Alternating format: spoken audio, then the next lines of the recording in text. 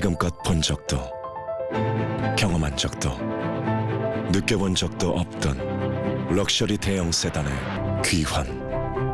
There's nothing like it. Lincoln Continental. हम आपको सोचने की एक नई दिशा देते हैं. 인도에서 가장 살기 좋은 케랄라에선 누구 하나 서두르는 법이 없다.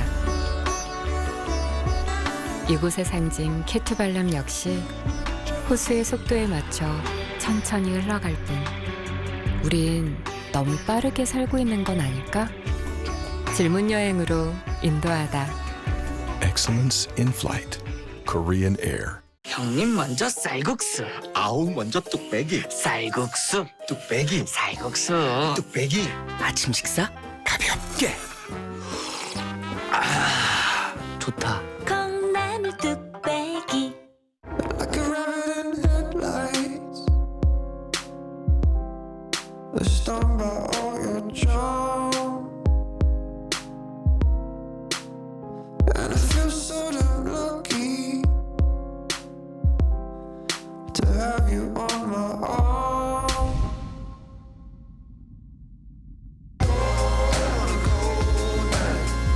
흔들리지 않는 편안함.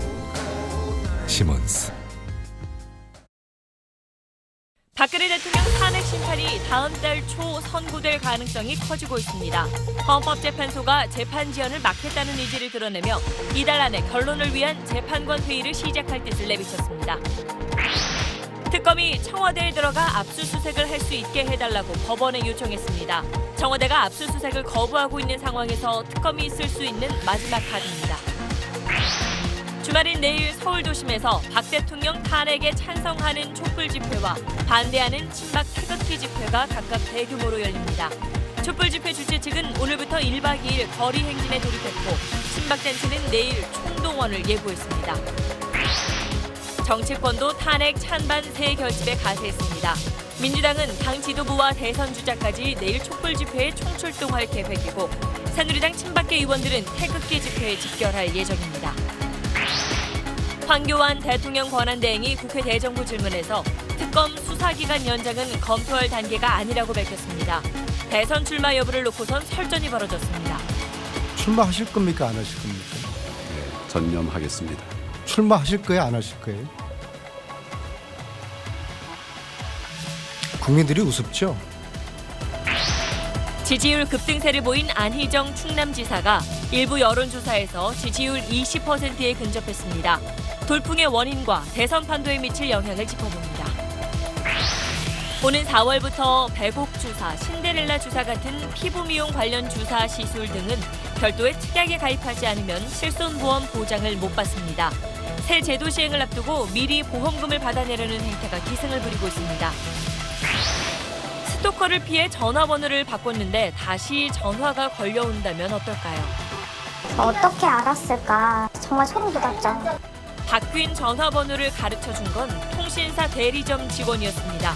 구멍 뚫린 개인정보 관리 실태를 취재했습니다.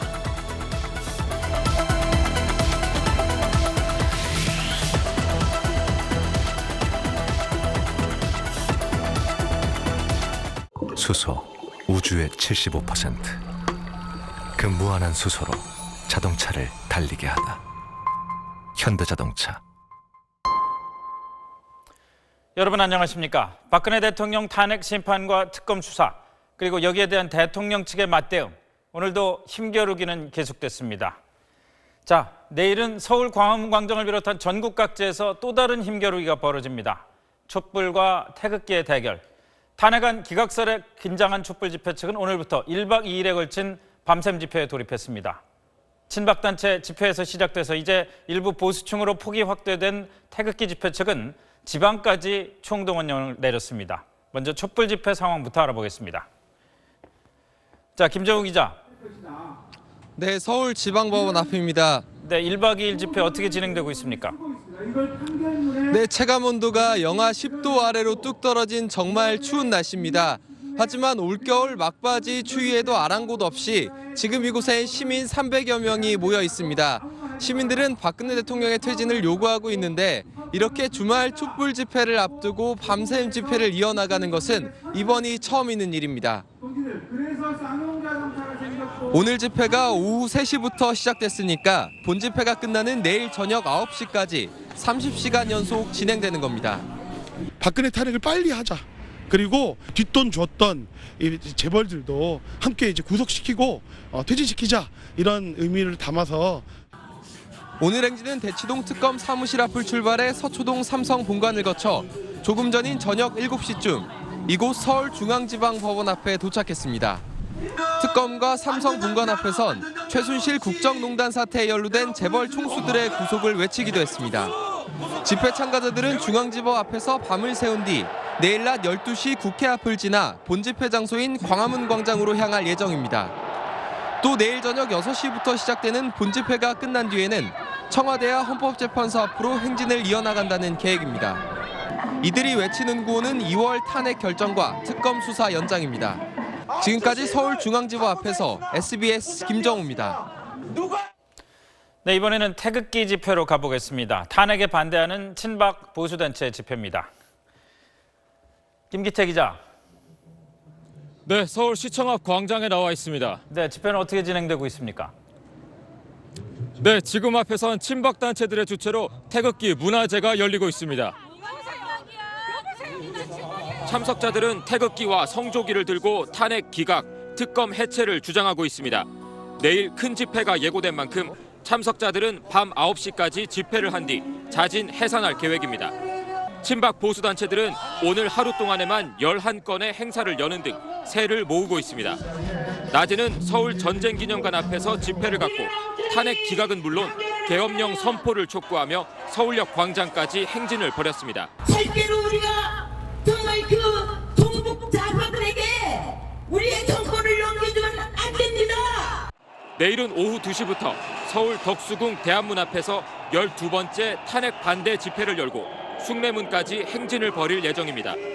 탄핵 반대 진영은 국정농단 사태 초반과 달리 최근 탄핵 기각에 유리한 조건이 형성됐다며 적극적인 새몰이에 나서고 있습니다. 주최 측은 지방 참가자들의 편의를 위해 전국에 전세버스를 준비했습니다. 또 3.1절엔 애국단체 총연합회 주최의 대규모 탄핵 반대 집회가 예정돼 있는데 한국자유총연맹도 10만 회원에게 참가를 요청했습니다. 지금까지 서울시청 앞 광장에서 SBS 김기태입니다. 정치권의 기싸움도 따라서 달아오르고 있습니다. 민주당은 탄핵 완수는 국민 염원이라면서 내일 촛불 집회에 총동원령을 내렸습니다. 새누리당은 총동원령이 선동정치라고 맞섰고 당내 대선 주자들은 태극기 집회에 참가하기로 했습니다. 정영태 기자의 보도입니다. 민주당 지도부는 소속 의원 전원에게 내일 촛불 집회 참석을 독려했습니다. 헌법 가치를 파괴한 대통령에 대한 조속한 탄핵 결정은 국민의 뜻이라고 강조했습니다. 헌정 질서를 조속히 복구해야 한다는 것은 전 국민적인 염원이고 통일된 의사입니다. 문재인, 이재명, 안희정, 민주당 대선 주자 3명은 각각 서울과 광주 촛불 집회에 참석합니다. 국민의당은 촛불 집회 참석을 의원 자율에 맡기기로 했습니다. 3.1절 대규모 관제 데모설도 제기했습니다. 탄핵 반대 100만 집회를 열기 위해 청와대가 자유총연맹 등의 참석을 독려하고 있다는 제보가. 하지만 안철수 전 대표는 정치권이 헌재를 압박하는 건 바람직하지 않다며 촛불 집회 불참 의사를 밝혀 당 지도부 내에서도 온도 차이를 보였습니다. 새누리당은 야당을 향해 권력을 잡기 위해 민심을 선동하지 말라고 맞섰습니다. 군중 선동 정치에 총동원령을 내리는 것이 반의회적 작태가 아니고 무엇이겠습니까? 그러면서 이인재, 김문수 새누리당 대선 주자는 탄핵에 반대하는 태극기 집회에 참석해 보수 여론 결집에 나섭니다. 바른정당은 촛불 집회든 태극기 집회든 정치인의 참여는 국민 분열에 앞장서는 것이라며 싸잡아 비판했습니다. SBS 정영태입니다. 헌법재판소가 탄핵 심판 결정을 이정미 재판관 퇴임일 3월 13일 이전에 내리겠다는 의지를 확인할 수 있는 조치를 내놨습니다. 국회 측, 대통령 측 양측에게 오는 23일까지 각자 주장을 정리해서 내달라고 요구했습니다. 보도에 박현석 기자입니다. 이정미 헌법재판소장 권한대행은 국회와 대통령 양측 변호인단에 그동안의 주장을 정리한 준비 서면을 2주 뒤인 23일까지 제출하라고 요구했습니다. 종합적인 준비 서면을 2월 23일까지 제출하라고 하는 것은 굉장히 의미가 있다고 저는 생각을 합니다. 변론 종결이 그 즈음이 되지 않겠나. 각자 생각에 따라서 좀 다르지 않겠습니까? 양쪽에서 주장한 내용을 전부 다 정리해서 재판관들이 한번 보시겠다는 그런 취지로 저는 이해했습니다. 헌재는 과거 통합진보당 해산 사건 때도 이처럼 2주의 시간을 주면서 양측에 종합 준비 서면을 요구했고 서면을 받은 뒤 바로 최종 변론을 열었습니다. 재날짜에 나오지 않은 증인은 재소환하지 않겠다는 방침도 밝혔는데 가급적 24일, 늦어도 이달 안에 변론 절차를 끝내겠다는 뜻으로 풀이됩니다. 이 경우 새로운 변수만 없으면 이 소장 권한대행이 퇴임하는 다음 달 13일 이전에 선고가 나올 수 있을 것으로 예상됩니다. 최종 준비 서면을 받는다는 건 사실관계가 어느 정도 정리됐고 따라서 결론을 내리는 전체 재판관 회의, 즉 평의도 곧 열릴 수 있다는 걸 의미하기 때문입니다. 아울러 헌재 재판부가 이렇게 재판 진행권의 고삐를 바짝 쥐고 나선 건 세간의 여러 음모론을 불식시키기 위한 의지로 해석됩니다. SBS 박현석입니다.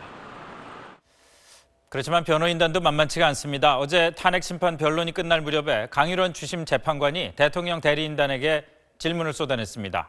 좋은 취지로 재단을 만들었다면 왜 청와대 수석이 증거인멸을 지시했냐? 또 청와대 수석을 통해서 민간 기업에 왜 취업을 시켜주냐? 이런 질문이었습니다. 대통령 측 대리인단이 답변을 제대로 못하고 움찔했습니다. 그러다가 하루 만에 태도가 바뀌었습니다. 박하정 기자입니다. 대통령 측 대리인단은 재판부가 내놓은 질문에 답하려면 변론이 더 필요하다고 주장했습니다. 기일이 너무 급하게 진행돼 기록 검토만도 바빴다면서 추가로 증인을 신청할 가능성을 제시했습니다. 그 부분에 대해서는 우리가 준비를 하고 해서 만약에 새로운 증인이 필요하다면 그 부분에 한해서 증인 신청이 있을 겁니다. 또 헌재는 대통령 측 신청에 따라 WK직원 컴퓨터에서 확보한 녹음 파일 전체를 보내달라고 검찰에 요청했습니다. 최순실 씨 밑에서 일한 고영태 씨 등 직원들끼리의 통화나 회의를 한 내용인데 이를 모두 확인해야 국정농단 사태의 본질을 알 수 있다는 게 대통령 측 주장입니다. 녹음 파일이 무려 2,200개에 달한다고 합니다. 이제 소송 기록으로 봤을 때는 몇만 페이지에 달하겠죠. 언제 끝날지에 대해서는 좀 더 소송 경과를 지켜봐야 된다고 생각합니다. 재판부의 심판 진행을 두고 공정성이 훼손됐다며 막판 대리인단 사퇴 등으로 절차 진행에 협조하지 않거나 박근혜 대통령이 직접 헌재 심판정에 나오겠다고 밝히는 것도 대통령 측이 심판 선고를 늦출 수 있는 남은 카드로 꼽힙니다. SBS 박하정입니다. 법조팀 정성엽 기자 나와 있습니다. 자, 지금 박하정 기자도 얘기를 했지만 이제 앞으로 이제 탄핵 심판에서 남은 변수다. 결국 대통령이 갑자기 나와서 얘기를 하겠다. 이거밖에 없지 않겠습니까? 그렇습니다. 이 대통령 대리인단 중에는 대통령이 출석을 했으면 한다라고 이야기하는 사람도 있는데요. 네. 뭐 결국은 대통령이 이것저것 다 따져보고 최종 결론을 내리겠죠. 네. 이 대통령은 탄핵 심판의 당사자이기 때문에 심판정에 나오겠다고 하면 이걸 막을 근거는 없습니다. 그렇겠죠. 자, 대통령이 만약에 그래서 나오게 된다면은 길이 얼마나 또 지연이 될까요? 이 당사자인 대통령이 나오면요. 대통령 대리인단 그리고 국회 대리인단 그리고 이 재판관까지 당사자 신문을 할 수가 해야겠죠? 있습니다. 그런데 당사자 신문이라는 것은 이 증인 신문 규정을 준용하고 있기 때문에 그냥 일반 증인 신문처럼 진행이 된다고 보시면 됩니다. 그런데 이 부분에서 이 대통령 대리인단이 우리가 좀 제대로 준비하기 위해서 시간이 좀 많이 필요하다. 그렇기 때문에 기일을 좀 멀찍이 잡아달라 이렇게 요구할 수가 있다는 거거든요. 지금 22일까지 공개 변론 지금 날짜가 정해져 있는데 네. 3월을 넘겨서 기일을 좀 잡아달라 이렇게 요구할 수 있다는 거죠. 또 최종 변론을 할 수 있는 기일을 따로 잡아달라 이렇게 요구를 하게 되면 심리를 상당히 지연시킬 수도 있습니다. 실제로 그렇게 된다면은 3월 13일 결정이 힘들어질 수도 있겠네요.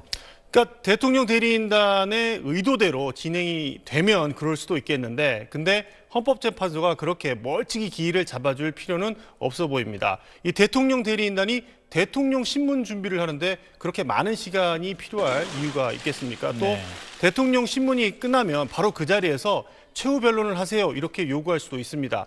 준비가 안 됐다고 하면 서면으로 대체하겠다고 해도 무방합니다. 그래서 네. 종합적으로 얘기하면 대통령 대리인단의 희망대로는 조금 어려울 것 같고요. 뭐 그래도 며칠간의 이 재판 지연은 좀 불가피해 보입니다. 어떻게 보면 그 헌재의 의지에 좀 달려 있다 이렇게 볼 수도 있는 거겠네요. 그렇습니다.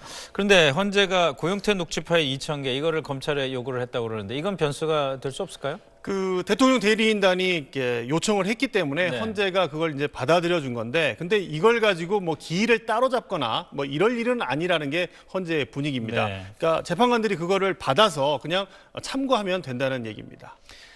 어쨌든 3월 13일 선고는 아직은 가능하다.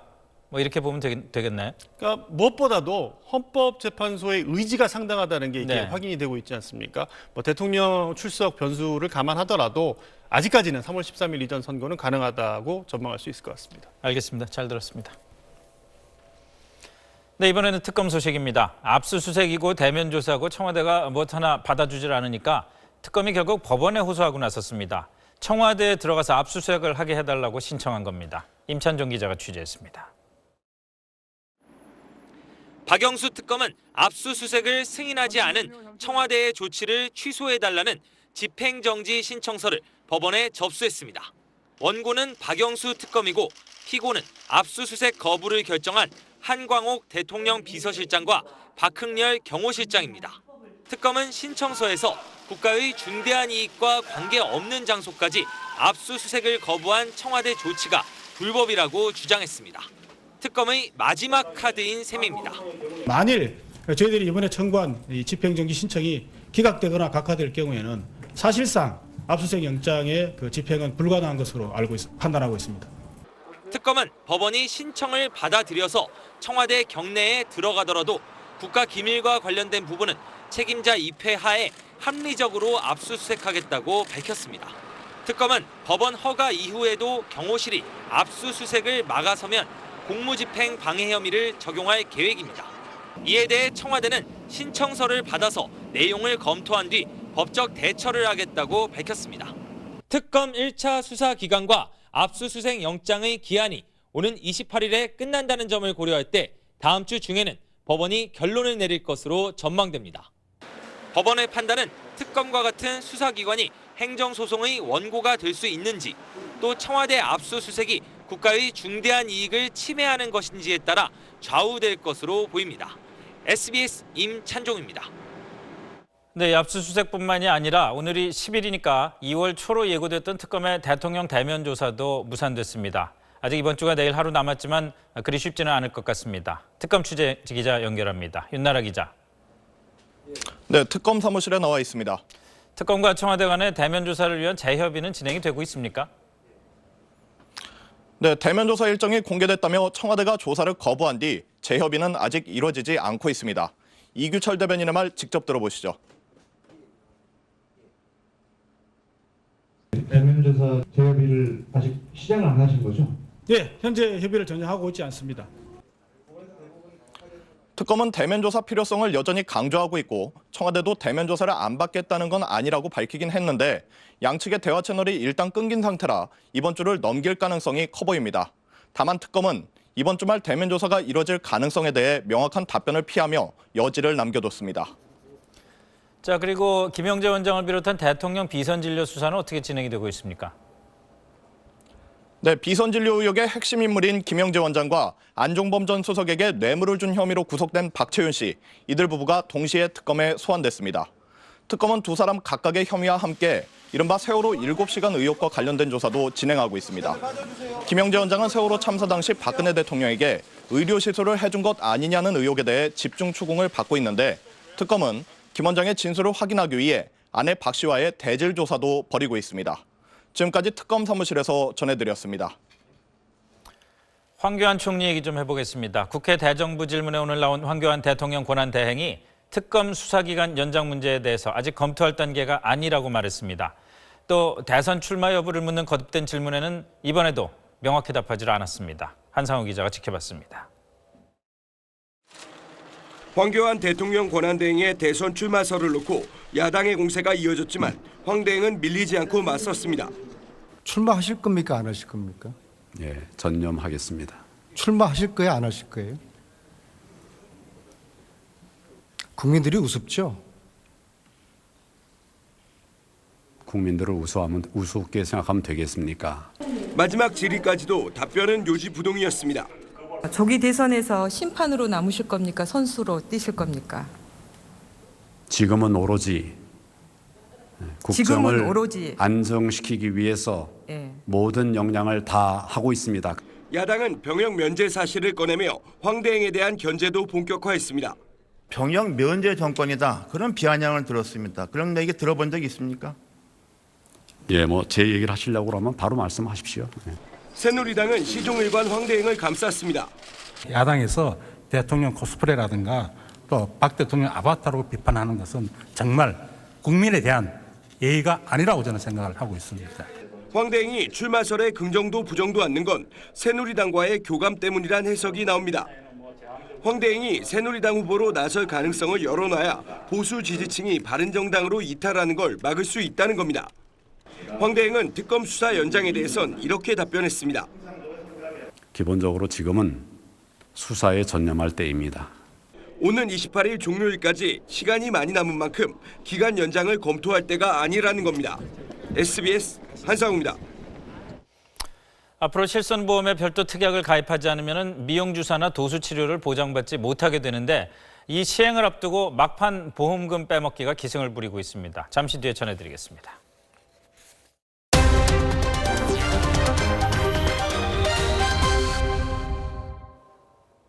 막바지 한파 잘 견디고 계신가요? 서해안과 섬지방에는 최고 80cm의 폭설이 내렸습니다. 이쪽 지역엔 오늘 밤에도 큰 눈이 예상되고 한파는 주말까지 이어지겠습니다. 정구희 기자입니다. 집과 자동차가 눈 속에 푹 파묻혔습니다. 제설차로 퍼내도 끝이 안 보입니다. 울릉도에 내린 눈은 80cm, 아이들 허리까지 눈이 차올랐습니다. 좌우로 눈 치울 자리가 없어가지고 차에 싣고 이제 바다에 버리려고 지금 제설하고 있는 겁니다. 제주도에도 아침부터 눈보라가 몰아쳤습니다. 도로는 빙판으로 변했고 차는 미끄러져 접촉사고로 이어집니다. 눈이 너무 많이 와서 차는 놓고 지금 걸어서 나와서 저 깊숙이 들어가 있는 동네거든요. 폭설에 바람까지 강해 항공기 결항이 잇따랐고 뱃길은 전면 통제됐습니다. 지금까지 한라산에 최고 64cm, 전북 부안엔 15cm의 눈이 내렸습니다. 시베리아에서 내려온 찬 공기가 따뜻한 바다를 지나면서 거대한 눈구름이 만들어졌습니다. 앞으로도 울릉도와 한라산엔 최고 50cm, 호남 서해안에도 8cm가량의 눈이 더 오겠습니다. 한파의 전국은 꽁꽁 얼었습니다. 오늘 서울 기온은 영하 9.3도까지 떨어졌고 서귀포도 이번 겨울 들어 가장 낮은 영하 1.6도까지 내려갔습니다. 지금 귀가 얼 정도로 너무 추워가지고 빨리 사무실에 들어가고 싶어요. 내일도 서울 기온이 영하 9도까지 떨어지는 등 일요일 아침까지는 한파가 이어질 전망입니다. SBS 정구희입니다.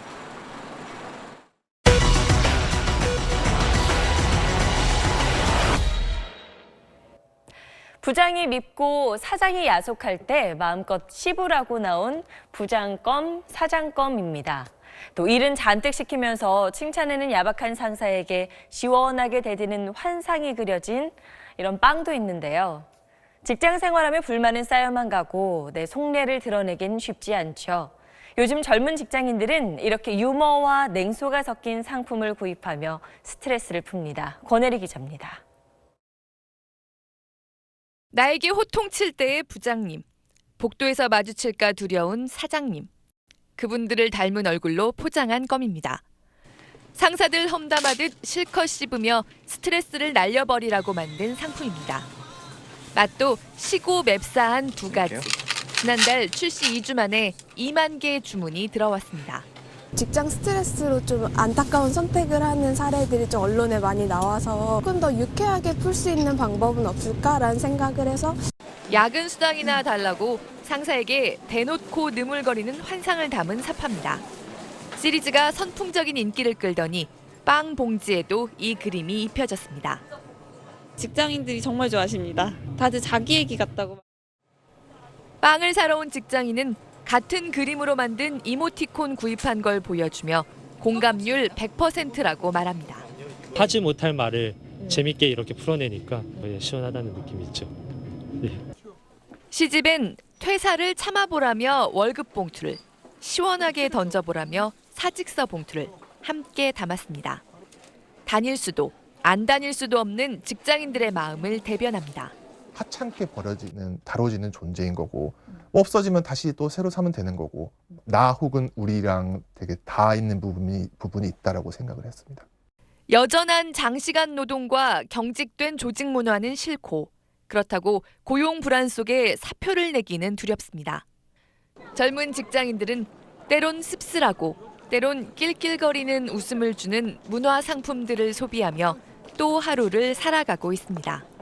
SBS 권혜리입니다. 버스 안에서 상습적으로 소매치기를 한 중년 남성이 붙잡혔습니다. 범행 장면이 버스 블랙박스에 고스란히 남아 있었지만 경찰이 남성을 잡기까지 과정이 쉽지 않았다는데 이유가 있었습니다. 이호건 기자입니다. 지난달 13일 저녁 부산의 한 시내버스 블랙박스 영상입니다. 한 여성 뒤에 머리숱이 풍성한 중년 남성이 서 있습니다. 정장에 트렌치코트를 입고 고급 시계까지 찬 이 중년 신사. 버스에서 내리려는 여성의 가방 안에 슬그머니 손을 넣더니 지갑을 빼냅니다. 이 장면이 고스란히 영상에 담겼지만 경찰은 용의자를 찾는데 애를 먹었습니다. 동일 수법 전과자 중에 비슷한 외모가 없었던 겁니다.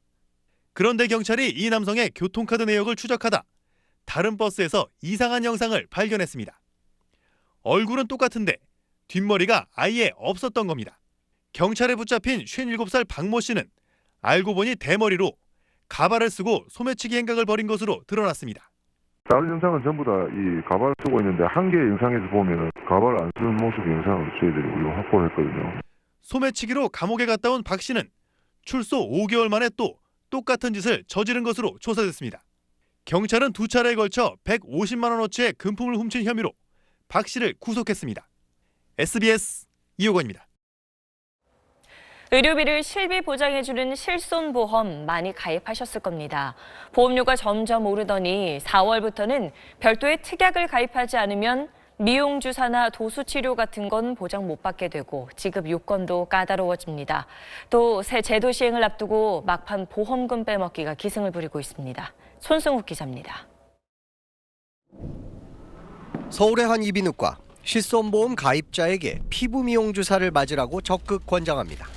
피부 쪽을 위주로 생각한다면 크게 한 두 가지 정도입니다. 배급 주사, 신델라 주사. 배급 주사는 피부가 좀 하얘지는 거, 미백 효과가 있습니다. 그리고 신델라 주사는 이제 피부의 어떤 탄력성.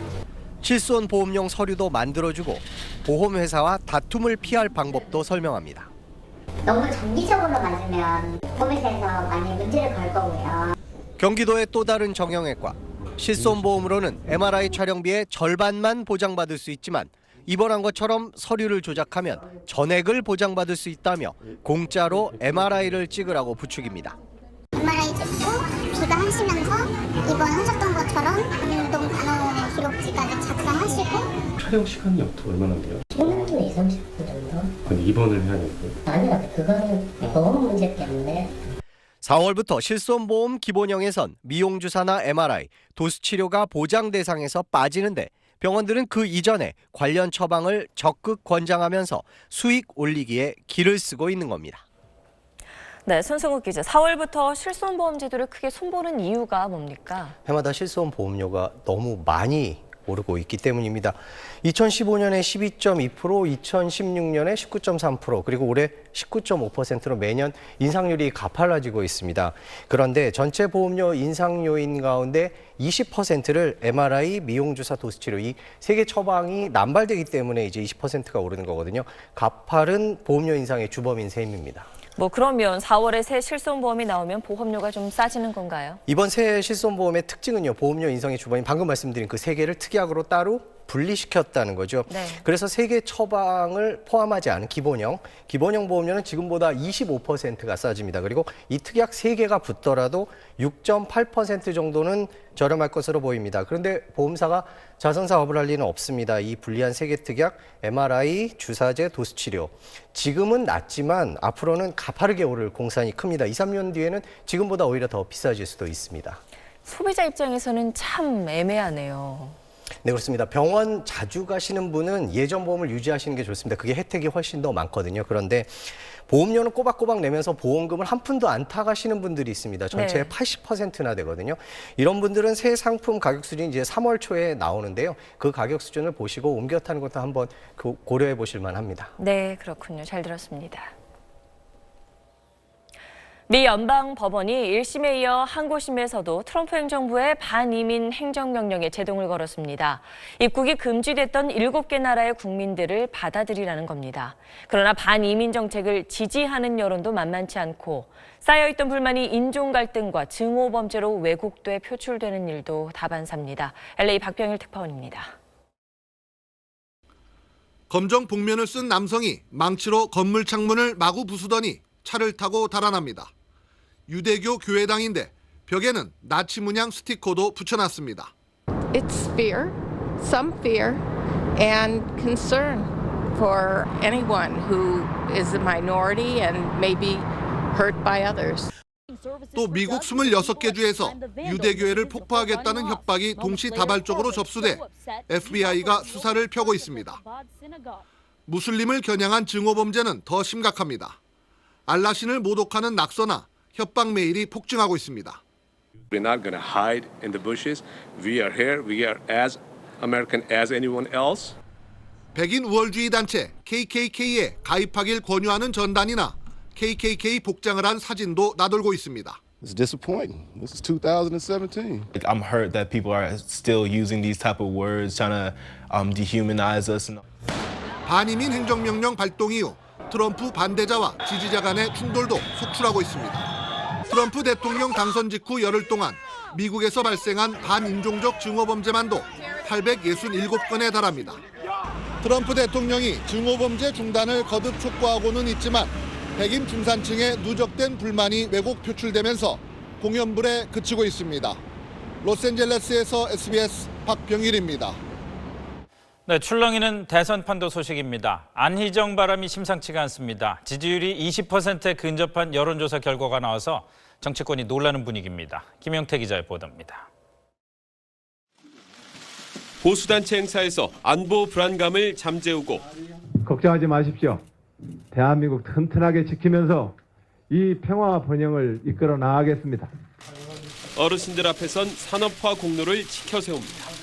한강의 기적의 영웅이었던 우리 아버님 세대를 잘 모셔야 합니다. 친노의 적자라는 안희정 지사가 대연정을 내걸고 중도 보수층을 파고드는 방법입니다. 이 확장 전략 덕분에 한 여론조사에선 지지율이 19%까지 올랐습니다. 일주일 새 9%포인트나 오른 겁니다. 실제로 40, 50대와 중도 보수층에서 상승폭이 컸습니다. 바른정당 지지층에선 유승민 의원과 오차범위 안에서 지지율 선두를 다툴 정도입니다. 같은 조사에서 문재인 전 대표는 여전히 압도적 1위였지만 지지율은 3%포인트 하락했습니다. 아직 대세론이 흔들릴 정도는 아닙니다. 또 안희정 지사의 지지도가 빠르게 높아진 것이 굉장히 기쁩니다. 우리의 외연이 확장되고 우리 전체의 파이가 커지는 것이거든요. 관전 포인트는 안 지사가 지지율 20%를 돌파할 수 있느냐입니다.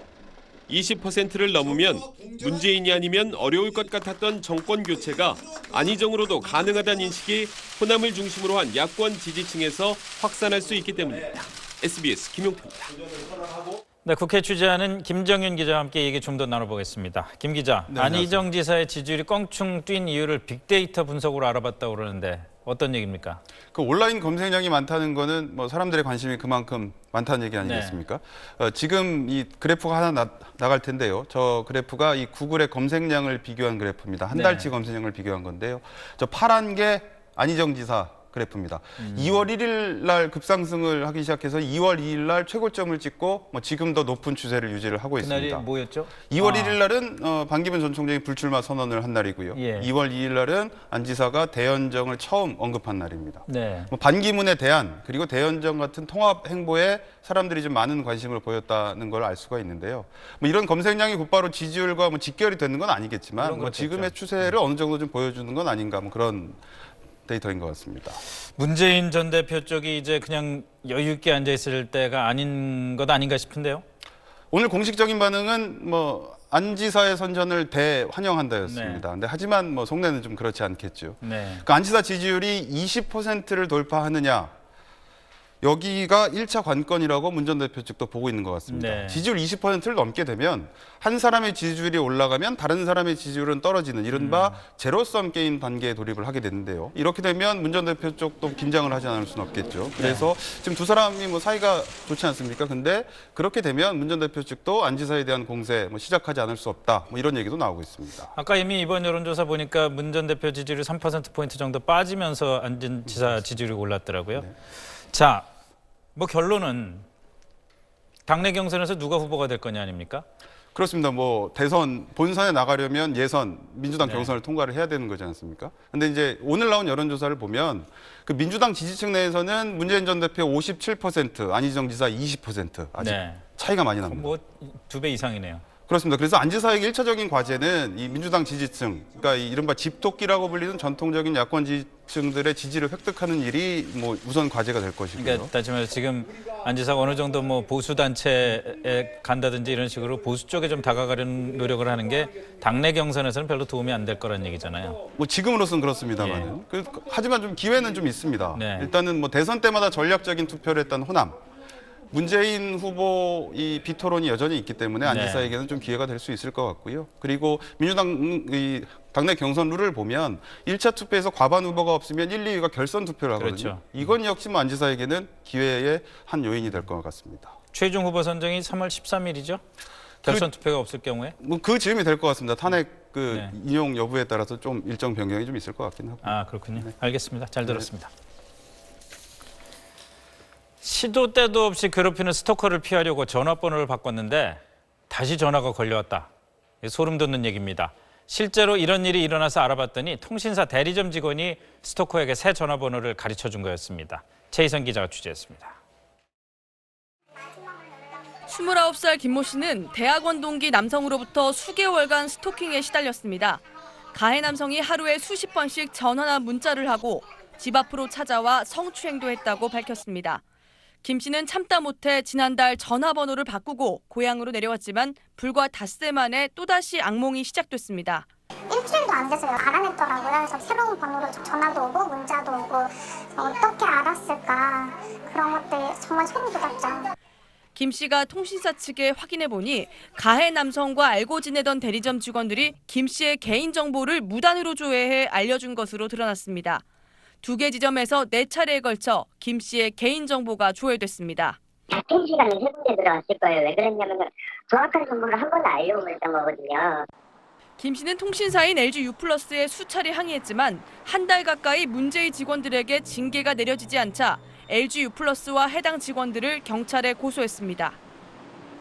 최 기자, 어떻게 이렇게 쉽게 개인정보가 유출될 수가 있는 겁니까? 예, 통신사 대리점에는 가입자들의 개인정보를 조회할 수 있는 아이디가 부여됩니다. 네, 이 그렇겠죠. 대리점 직원들이 이 아이디를 이용해서 이 여성의 전화번호를 알아낸 다음에 이 가해자한테 번호를 넘긴 건데요. 이건 모두 불법이고 개인정보법 위반에 해당합니다. 당연하죠. 네, 5년 이하의 징역이나 5천만 원 이하의 벌금을 받을 수 있습니다.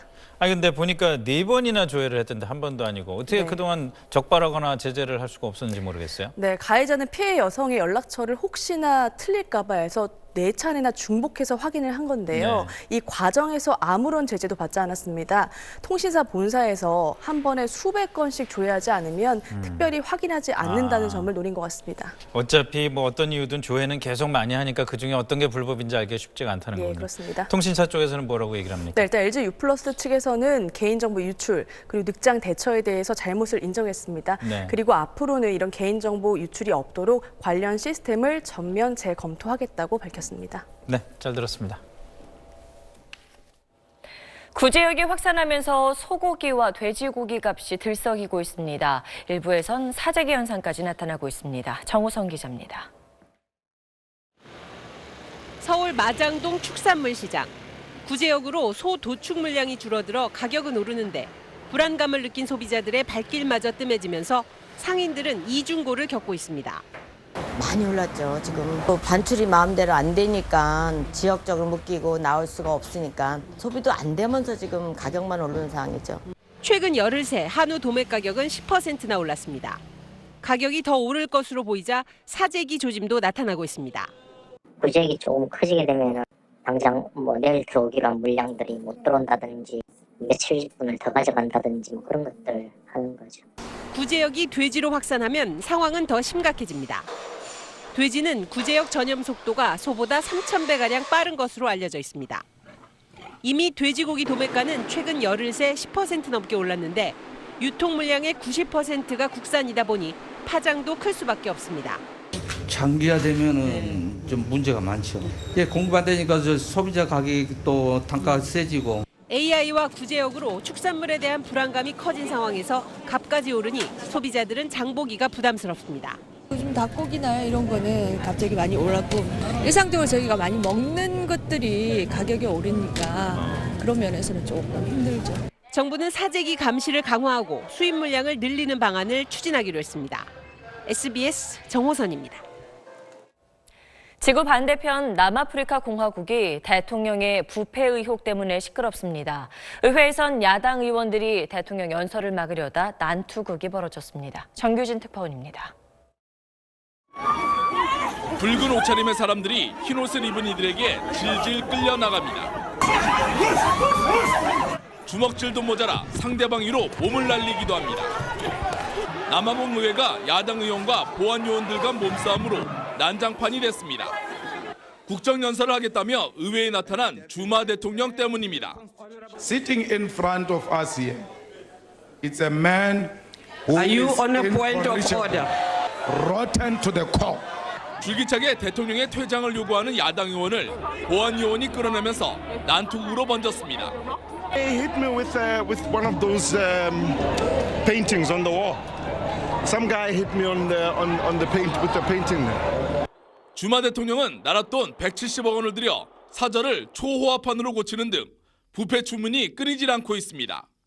인도계 재벌의 입맛대로 장관을 임명하려 했다는 의혹에도 휩싸였습니다. 탄핵 위기까지 몰렸다가 여당의 도움으로 기사회생한 주마가 경제 회복을 약속했지만 부패한 대통령의 다짐을 귀담아 듣는 국민은 많지 않아 보입니다. 카이로에서 SBS 정규진입니다.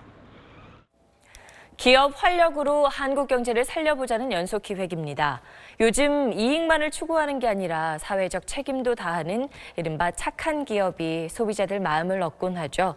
심영구 기자가 착한 기업들의 성장을 취재했습니다. 이 헬스케어 전문 기업의 직원들은 자부심이 남다릅니다. 보통 외주업체에 맡기는 콜센터와 배송, AS 담당 직원까지 모두가 정규직이기 때문입니다. 정규직을 뽑는다는 것에서도 굉장히 메리트가 있다고 저는 느꼈고요. 나도 같이 발전할 수 있겠구나라는 그런 점에서도.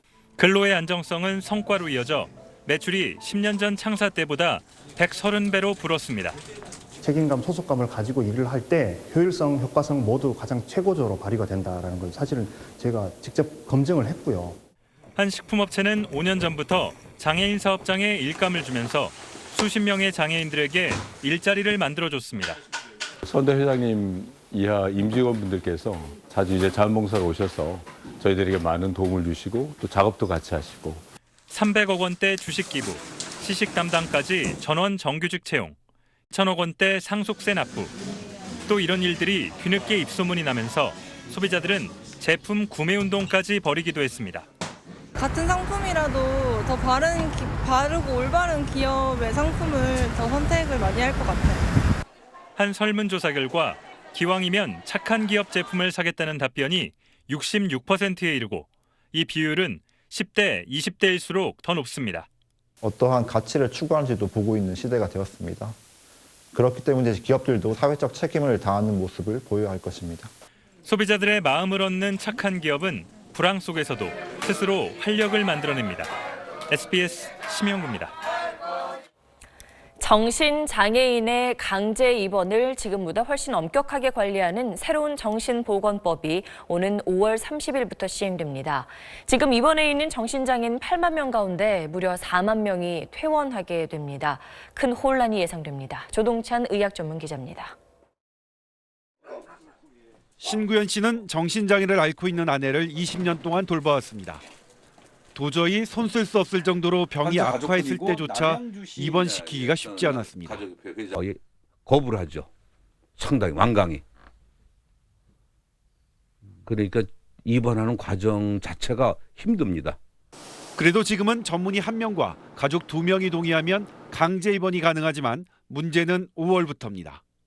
환자가 자신과 타인을 해칠 우려가 있다는 국공립정신병원 전문의를 포함한 전문의 2명의 소견이 있어야 하기 때문입니다.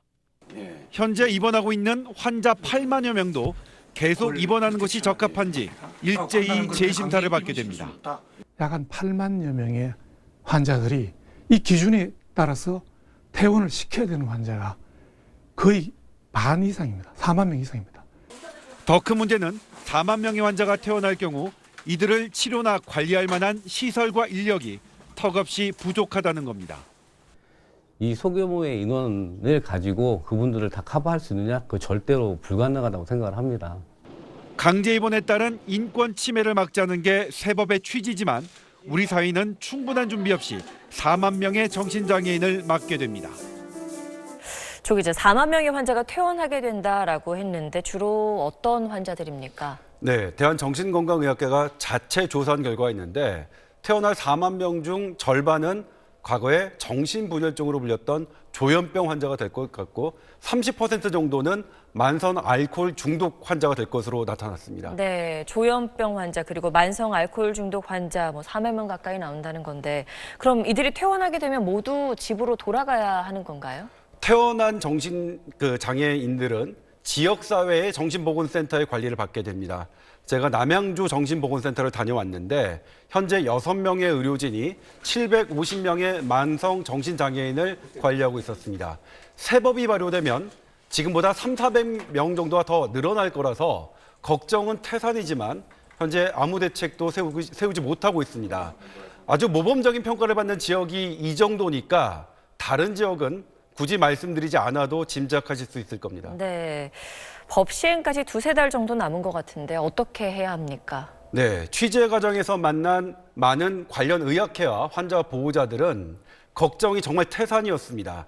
법을 바꿔서라도 지금대로 가면 안 된다 이렇게 말씀을 하고 계신데 네. 일단 자해나 타해 가능성이 없더라도 정신질환 자체가 악화되면 그건 입원시킬 수 있게 하자고 제안하시고 또 일부 인권 침해 사례에 대해서는 강력하게 처벌하는 조항을 새롭게 만들자 이렇게 제안하고 있고요.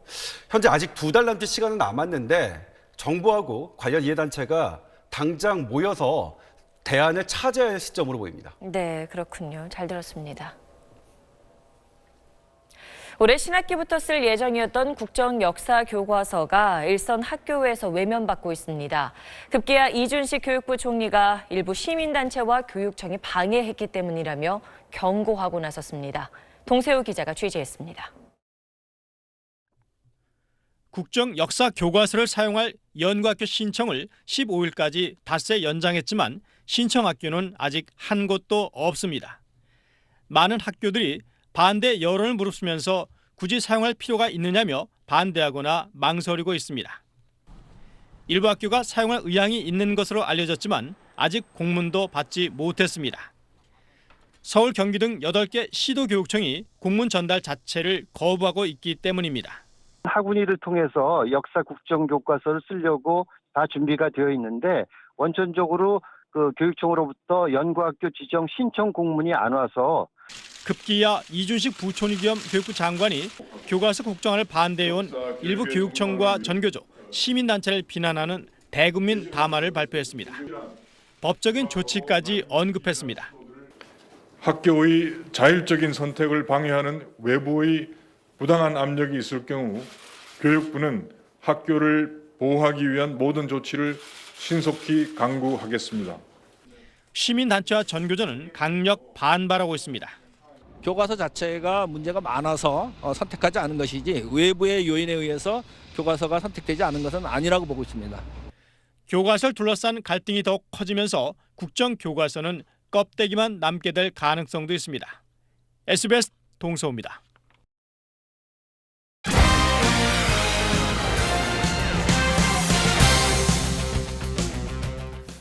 안녕하십니까, 스포츠 뉴스입니다. 빙속여제 이상화 선수가 강릉에서 올림픽 테스트 이벤트로 열린 세계선수권 500m 은메달을 따냈습니다. 2년 연속 우승은 달성하지 못했지만 부상을 딛고 평창 리허설에서 값진 메달을 목에 걸었습니다. 서대원 기자입니다. 금메달 경쟁은 이상화와 일본의 고다이라 나오, 그리고 중국 위징의 3파전이었습니다.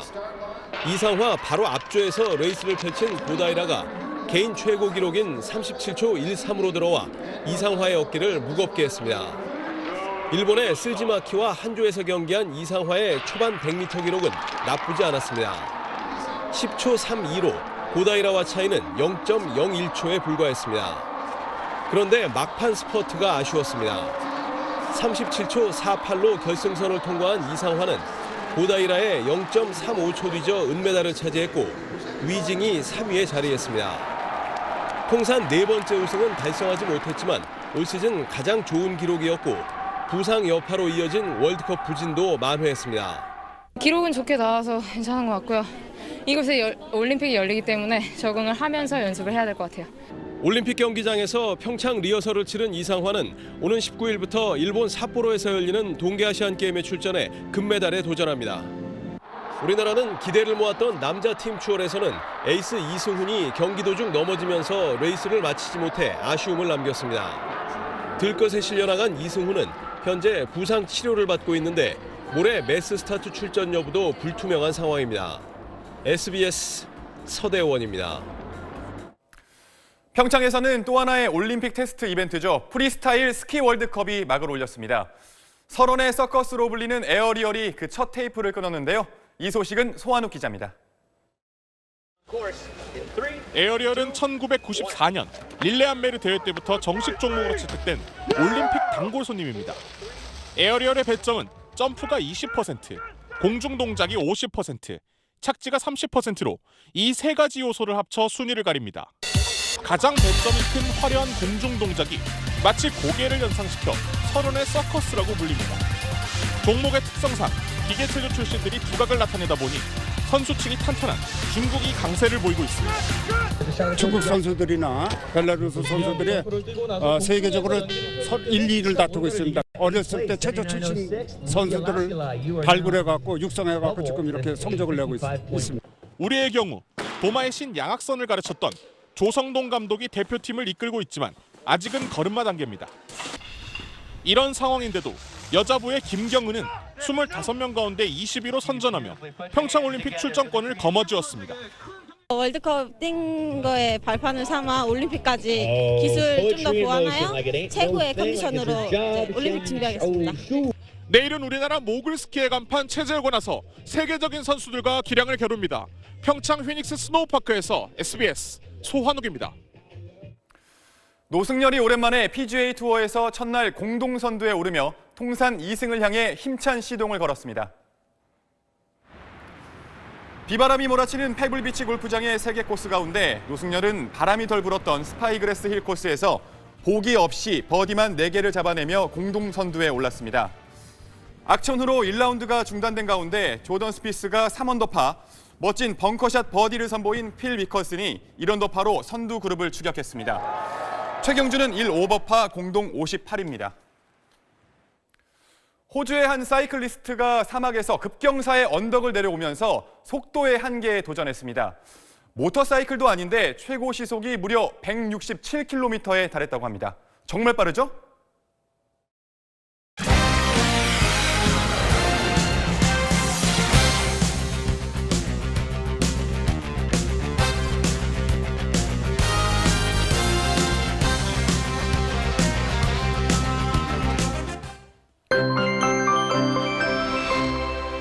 늦겨울에 찾아온 막바지 한파는 이번 주말까지만 견디시면 되겠습니다.